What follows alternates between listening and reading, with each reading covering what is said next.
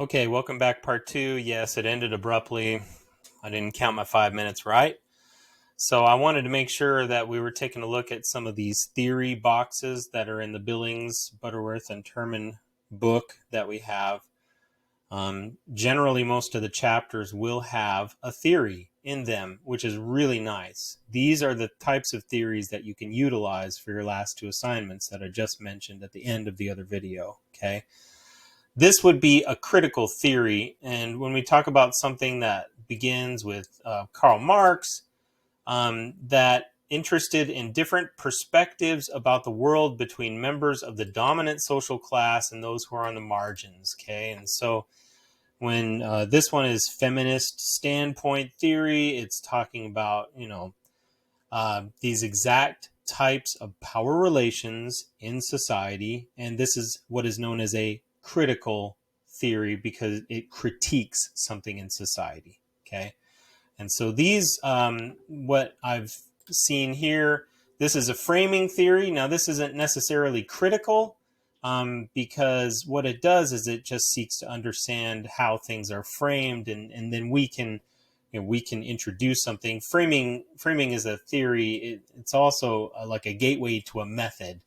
So we'll talk about methods and what it means to use a method to look at something in the media, and then as we do that, it creates data, and we use that data for our paper. And so we say, well, we did a research project and we've got data, and now that I can make a paper about that. Okay, so this is really important, a really important part of the paper, your research, small research project that we're going to be doing, and also the book report. And so if you want to take a look at it in terms of framing, but for the book report rubric, the original instructions are: how did the author deal with a race, class, gender, traditional masculinity, disrupted media tropes, etc. Okay, so this is, a lot of the books deal with this.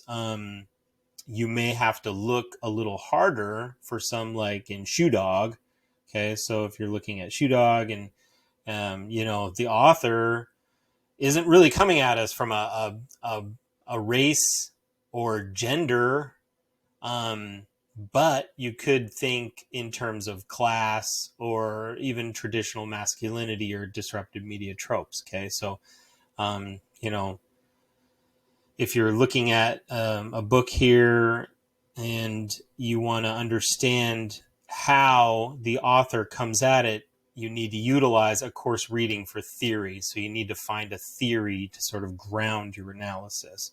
And what I mean by that is you're going to always look at your subject through the lens of, say, that feminist standpoint theory or framing theory or something like that. Okay, so that's a big part of these assignments, is framing, or is theory. And we'll talk about method next week as we get ready to embark upon a short research project, which is basically your paper. You're going to be generating some data, so I want you to find some media next week. That is the assignment. All right, so we'll get to that next week. As we go into course content here, we see that we have assignment in week 3, which is selection of the sport or subject for your paper. Okay, so that we need to make sure that we're doing that next week. And so if you have a theory in mind, how you want to examine something in the media, it could be something, it could be anything. You're sort of practicing with your book, you're practicing with your sports stories.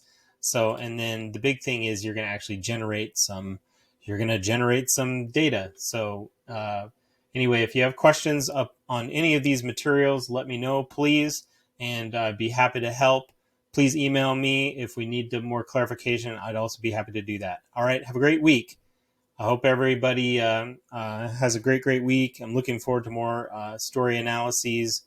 And all right, keep cool. Thanks. Bye.